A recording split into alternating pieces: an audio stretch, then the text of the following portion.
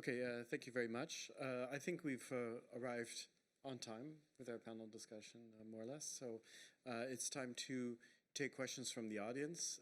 We've had a lot of information. We've had the half hour or 15 minutes of the chapter itself, plus some reflections from some of the people who did the actual research behind that chapter, and some reflection from policymakers about ways forward.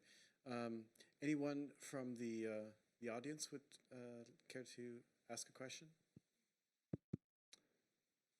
Or perhaps one of you have already asked a question via Slido. There are already 1, 2, 3, 4, 5 questions, if you prefer to do that digitally.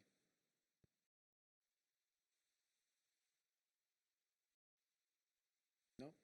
Okay, let's go to the top Slido question, and that's here. It's to the MC members, so that's here, table. For those who are not familiar with ESPON jargon, MC is the monitoring committee, and these are the people who work in ESPON as on the political side of it. And they asked what specific evidence from the Greta project, and that was the Green Infrastructure Project, was and would be most useful for policymaking in your country in relation to greener Europe. I think you already addressed this a little bit, but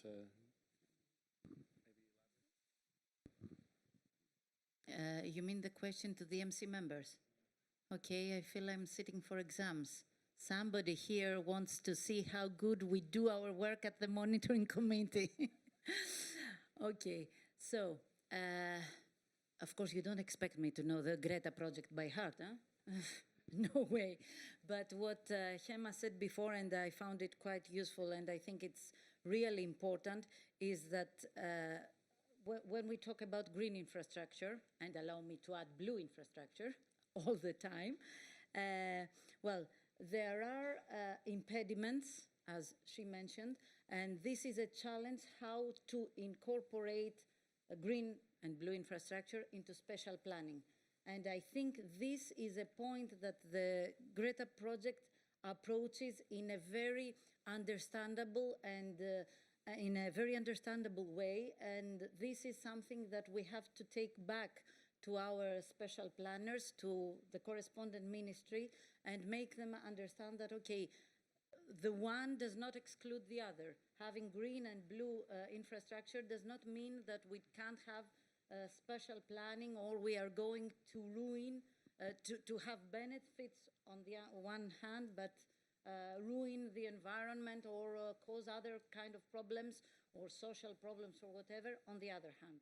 So this is quite important, and I think this covers overall what Greta project contributes to this particular thematic. I would say not for especially one project, but only with these main observations. I mean, Croatia is 47% covered with Natura 2000, and we have a lot of fragmentations in the cities. So our main focus will be on that topic. And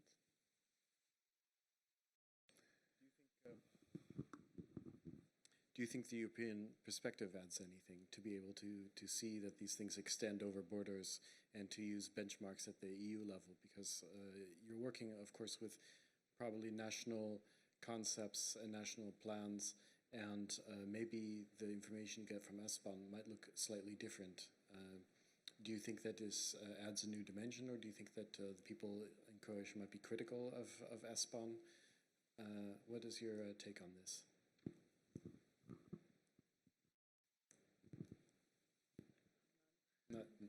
No comment. Okay, then we can maybe move ahead. Anyone care to contribute about green infrastructure ideas? Yeah, there is one.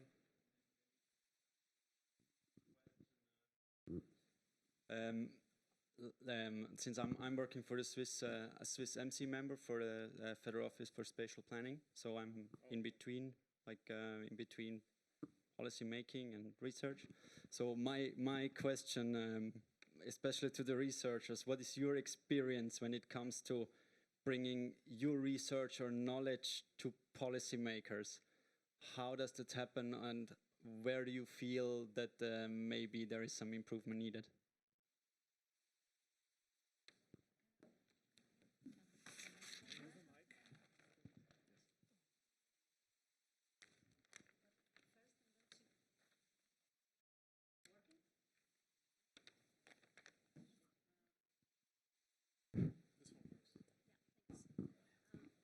I'm going to answer first to this question about the blue and green.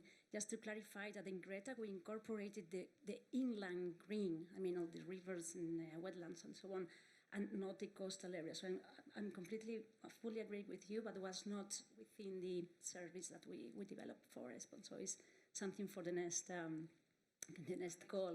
Yeah, definitely. With regards to what you say, how is the uptake of our research by the policymakers? I think that one of the key messages that we were asked for the case studies is the need for evidences. It's like monitoring what are the evidence that the green infrastructure is contributing to these benefits for flood risk reduction, for water quality, for soil. So they need facts and figures. So it's about evidences and compare scenarios with green versus grey to invest and to be more. It's about the risk that you mentioned before, David. Is policies, at least at the municipality level, don't want to take the risk to invest in something that they are not completely sure that is going to work. So unless there's a very strong social demand for green, they will opt for grey, which is more sure. And this takes me to a next step of debate or discussion, which is how to incorporate the private sector in investment on green infrastructure. It's not only about public administrations, but it's also attract private investors and how they can get kind of a profit out of it. And this is something that was only very, very little mentioned in Greta, and is probably something for future research. Yeah, one might understand your question in a more fundamental way. So this interface between research and policy is one of the most fundamental questions for the whole ESPON program for more than 15 years now. And I would say there are some trivial preconditions, like you have to have open-minded researchers as policymakers, you have to have a focused research question, and so on. But my experience is, even if all these preconditions are given, many of the reports are forgotten very quickly, and because the interface is not organized. So I think you really have you need procedures where you meet regularly. And I mean, the targeted analysis of ESPON is excellent. I really love this format. But after 1 or 2 years, it's the game is over. And then, well, what to do next? And then there's other issues on the agenda. And I think organizing these procedures, this is something that is really the challenge on all levels, not only on the European level. So, or to respond it in a more constructive way. If you ensure a longer-lasting process with these open-minded researchers and policymakers, then it will be fruitful anyway. Something I've noticed as a researcher myself that works for policy is that many times researchers are always in search of doing something new, and they don't want to say anything that's been said before or has been researched before. But many times you have to repeat your message again and again. And so maybe you don't have to do the research again, but the core message, let's say, of ESPON, that territory matters and that you can look at a certain problem, but it takes a different form in different types of territories, that's valuable. And you can just continue to repeat that over and over and over again. And perhaps the research is old, or the research isn't very innovative, and you maybe already know the result of the research when you begin, but it's still very valuable in terms of creating this policy transfer, because, well, policymakers always want to have the latest research and the latest numbers, but the results and the message can be a very old and fundamental one, like territory matters, or in this case maybe that ecosystems and nature has benefits as well, then those benefits can actually be monitorized, and it's not just a question of costs for public the public sector. So I guess maybe this is something directed at the researchers, that maybe it isn't such a bad thing to continue to repeat ourselves when we know that this hasn't been taken up enough, and just say, yeah, continue, territory matters. And these types of results that we've had in the past also can apply to the future. Looks like you want to say something? Here's another question. Hello, I'm Sandra Momčilović from Ministry of Construction and Physical Planning of Croatia. I work together with Martina, but she works more with energy efficiency topics, and I was head of a service for state-level physical plans. So I would like to go back to your question about the plans, and can we use the data from a green infrastructure project for our plans? So the answer is yes. Right now we are developing the state-level physical plan. It is like a master plan. And after that, we will develop a new generation of regional plans. So Croatia is fragmented. It has 21 regional plans, and I think more than 500 local plans. So the data that you put in your maps are very, very useful for us, and we are using them right now. And also with these policy briefs that ESPON GTC is preparing for a presidency, they are complementary with the programs of green infrastructure in urban areas. And these programs, we have two topics for our presidency. One is green infrastructure in urban areas, and the second one is reuse of space and buildings in urban areas in terms of transition to circular economy. And they will be adopted by the government of Republic of Croatia. And that means that our politicians have to know, they will know about the importance of these topics. Although they are not in our presidency program, but they are like specific topics of our presidency. So, thank you. Thank you very much. Hello? Thank you very much. That was an interesting intervention. Also brought up one of my favorite topics, and that's spatial planning, because of course, the European Union has no competency for spatial planning, yet many of the challenges that are being posed by Europe, and many of the things addressed by ESPON can be addressed by spatial planning. And spatial planning many times has statutory power to actually implement some of these things. So it's very good to have a dialogue, open dialogue. When you talk about green infrastructure, in the end, most of this green infrastructure comes into a spatial plan, and it's the spatial planners who actually have to implement this. So I think this is kind of an interesting topic maybe to raise with our panel here. To what extent do you, let's say on the research side, think that ESPON should pay more attention to the implementation side of, let's say, these territorial aspects within the planning system? And maybe from the policy side, to what extent do you engage, let's say, the land use planning in the implementation of some of these more territorial aspects, like greening the economy and that sort of thing?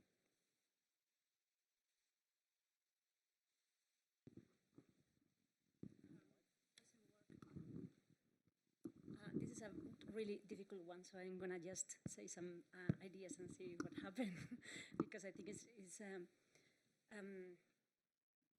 from one hand, what ESPON could do is try to use different typologies of planning systems to see what were the success implementation of green infrastructures, and also what failed, the failures. In Greta, we only analyze best practices, but I think we should do the other way around. We should analyze probably the failures to see really which were the constraints, because sometimes you learn more from the failures than, so it's probably one of the issues that we could assess.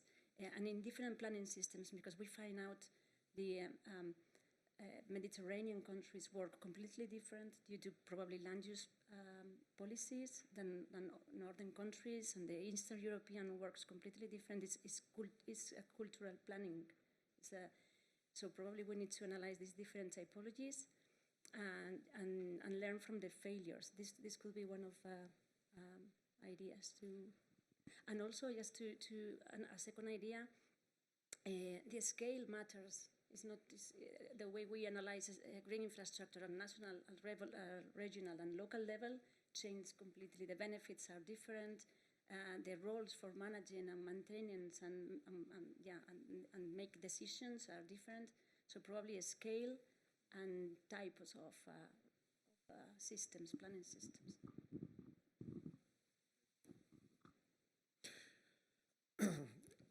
I'm on your side, David, but I'm a bit skeptical about using spatial planning too much, because that word is really scaring to many of the people, and it's often understood in a misleading way. And I think the spatial perspective is not only for implementation. I mean, this is really the risk to understand spatial planning as implementing some sectoral issues there. For me, the spatial perspective is really more about anticipating the different concerns about the spatial dimension there. And that brings me back to the map on the potential hydropower issue in the Alps. So for me, it's not that important that we discuss on the European level how to implement or not, and where and how a hydropower, but to show where on the maps are different concerns and potentials, how that overlays, and how we and where we can expect different fears or demands. So for me, it's more the coordinative, the multi-sectoral view that's interesting on this scale, as you said, on the transnational, on the cross-border, on the European scale. I mean, on the national scale, it's a bit different, I would say. Then it's much more easy to go to the implementation side. Yeah, maybe that's... Yeah.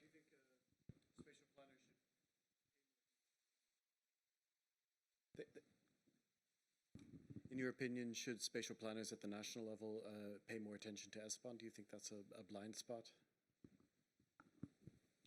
Oh, I don't know all of them, but I know some of them who read the ESPON reports, others don't.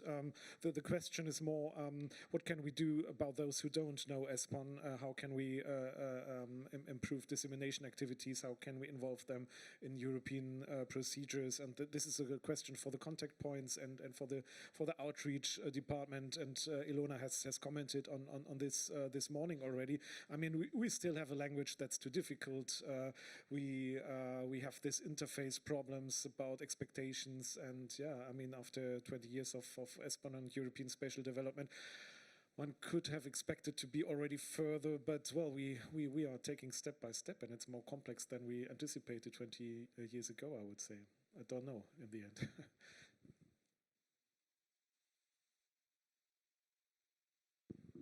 Thanks. Well, I think Tobias put it very to the point, and I don't have much to say, because actually, well, he's concerned that when we use spatial planning too much and for every bits and pieces and for every implementation component, but on the contrary, I think back at home we are lagging a bit behind on spatial planning. This is one thing. So I think first of all we have to create and cultivate the mentality of spatial planning and what has to give to us. And also back at home, spatial planning is fragmented. So some cases we have good examples, then these examples override or overrule or overturn other examples. This is an issue that has to be solved, of course, at national level. Apart from that, I also agree that the ESPON language and ESPON results can be sometimes difficult, and especially when they are to be used by special planners or by politicians or by people elected that have to work together with the special planners, then you have two different worlds that cannot get easily combined, and that maybe end up into controversial statements, into controversial approach of things. So I think in some cases we should not focus on special planning, or at least we should not say that, well, this is a special planning exercise, and try to make it easily understandable from those who have their task to implement. Those politicians, elected people, but also those policy makers that move forward to implementation.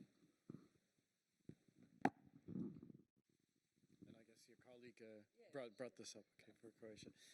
Maybe we can go to the most popular Slido question, and that's how can digital transition help to deliver greener Europe, and how can it bring the sustainability closer to citizens?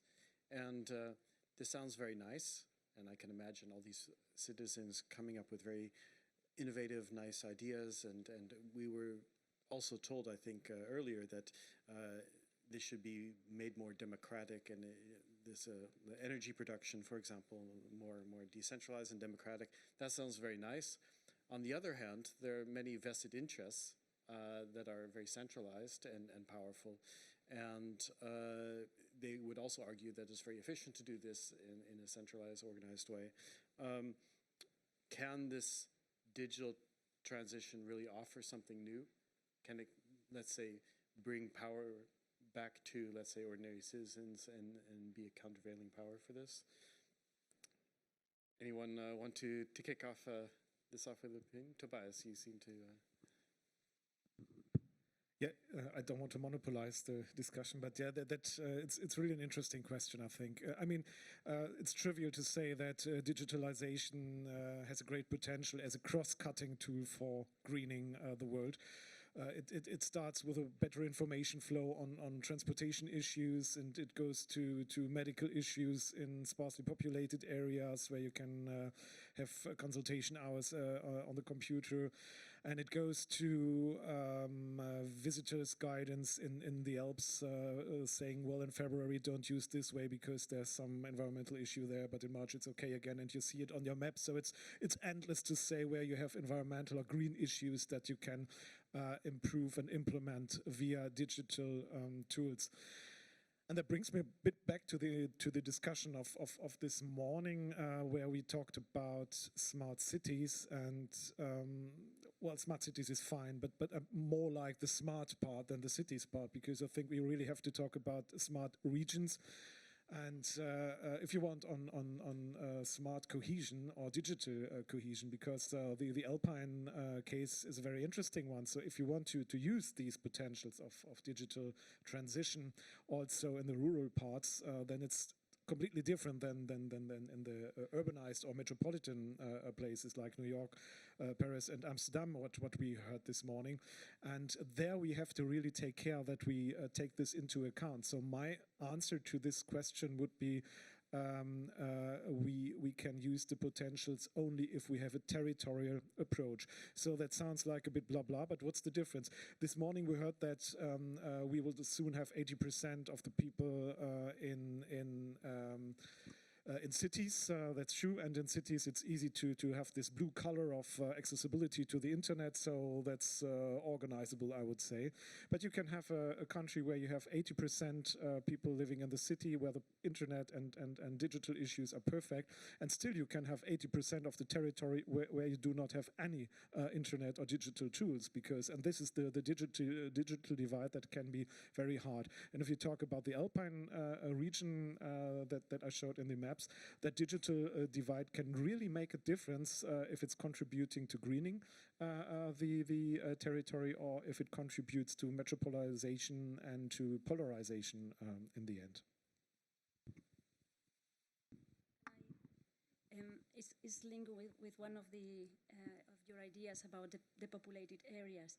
I think this is relevant for small size cities, probably, rather than the metropolitan areas where it's already working. So the smart cities approach, as far as I understand, is more for big cities, and is not that common in the small areas. And last Monday, I was in Santiago de Compostela, which is Galicia, having a workshop on forest fire. It's a big issue in this part of Spain, and also the cross-border with Portugal. It's massive. It's really a challenge, and is getting worse with climate change. And the area is highly depopulated, so this increases the risk of the biomass being there, not maintained, not claimed. And one of the ideas for the municipalities that are in this area is digitalizing, so people having access for early warning systems, to mobilize the brigades, to coordinate with the. So it's not about greening only, it's also about hazard, and digitalization of these depopulated areas are really relevant for me.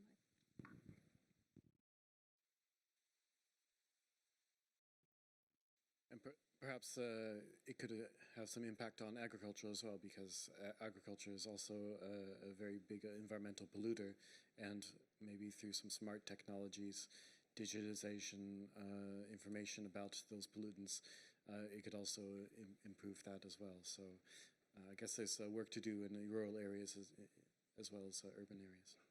And even for attractivity of those young agricultors that could come back to the rural areas. Any thoughts from our policymaker side about this? Digitization, whether you see opportunities and how these could be implemented and what effects that could have? Well, I wanted to give an example which is similar to what Hema said before about forest fires, and this is a practice that has been taken up recently in Greece. So in case summer we have forest fires, there has been developed a system that shows the course of the fire, and also that also alerts if it is getting near to villages or small towns, in order to avoid casualties for people, but also for stock or for cutlery and all this stuff. And I think it's quite important, and this is actually what means sustainability and better quality of people. If you cannot at least prevail and quit or avoid, that's the word I was looking for, avoid some natural hazards or natural disasters, at least you have to be able to protect some kind your people, protect the citizens, and find ways to advise them, to alert them, and this is something that has been put into practice recently with successful results.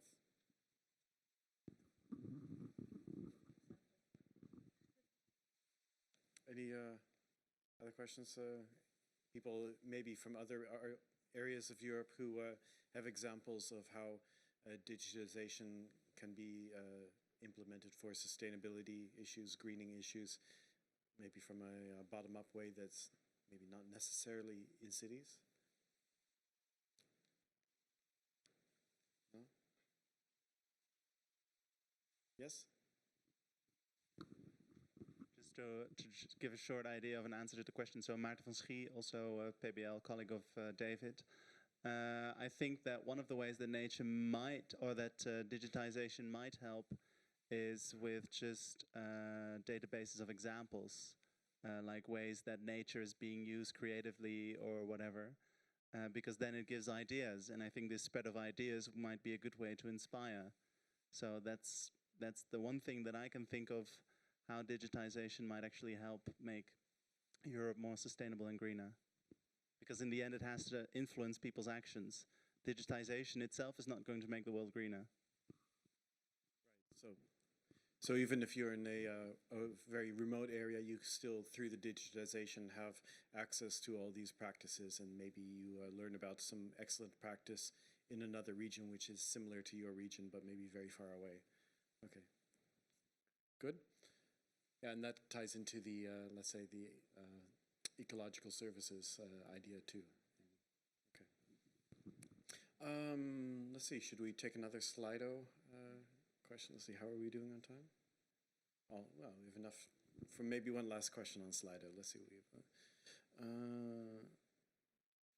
The top is, I think we've already, that's more to our policymakers.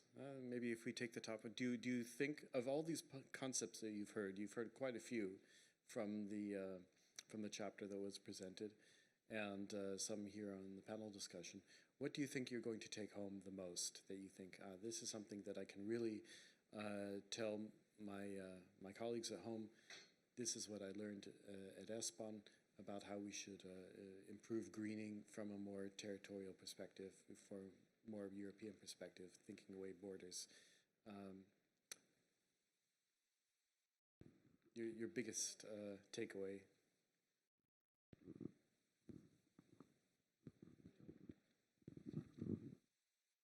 Well, I would try to avoid answering, and I would say that I will take back home all of these and let the Ministry of Environment and Energy to decide how they're going to use these.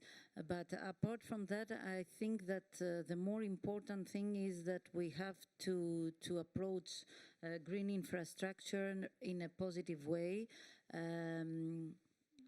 considering it as a challenge, and also taking into consideration how it can be further elaborated from a special planning point of view. And this is, I think, a good point to reconcile policymakers and special planners back at home and make them work together on this particular field of expertise. I will let my colleague to answer that.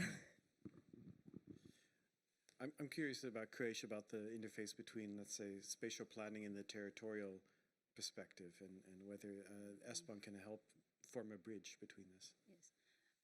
Well, as you know, in Croatia we have a long tradition of physical planning. It dates from socialist era, and well, I think that we need some other approach in looking at our territory. But the problem that we are facing now, we have a very strict process of developing the physical plans. It should be, because we have like Act of Physical Planning, it is the main plan. And if we want something to be in our plans, it should be according to the Act. And so we can use ESPON data only in some analytical phase, but not later on, in later phases. So I think that we have to change our mindset, maybe, and to learn how to use new approaches or new data, for example, ESPON data, which are very, very valuable. And we have luck that I'm working for a ministry that is in charge for physical planning, and also I'm a ESPON MC member. So I can help my colleagues to use data, but only in analytical phase of developing the physical plans. So that is a challenge for us. Okay, thank you very much. I think we should wrap this up. Thank you all for contributing here on the panel. Thank you for your introduction of the chapter. It's quite daunting, the science policy interface, as we started off, that you can produce all this knowledge and it can disappear and evaporate, but the whole point of ESPON is to actually have it get used. And there's a large way to go, let's say, from the producers on the science side to, let's say, the politicians, and somewhere in between you have the policymakers, the officials, who actually might read some ESPON reports in the middle. And you also have the European dimension, which we're working at, which is thinking away borders, but then as you go down, the borders sometimes get more and more important down to the municipal level, where it's a question of whether a dam should be built in my municipality or further, or whether that windmill in my municipality should come, or in the neighbors. So those are little battles that are being waged, which are quite far removed from some of the discussions we have here at ESPON. And in addition, the whole idea of integrated versus sectoral. We always talk about integrated, thinking away the borders between policy sectors, and yet we all work in very fragmented bureaucracies many times, and they're all fragmented in different ways, it seems, and at every single level that fragmentation is different. So it's highly complex to get this message from the science to the actual implementation. So I thank all of you for contributing to this, and let's continue to repeat the message that sometimes you have to try to think away the borders to see something new, to see the problem in a different perspective, and to try to bring that to the people whose responsibility it is actually to make policy within those borders. So thank you very much, and thank all of you, and I think this concludes our workshop.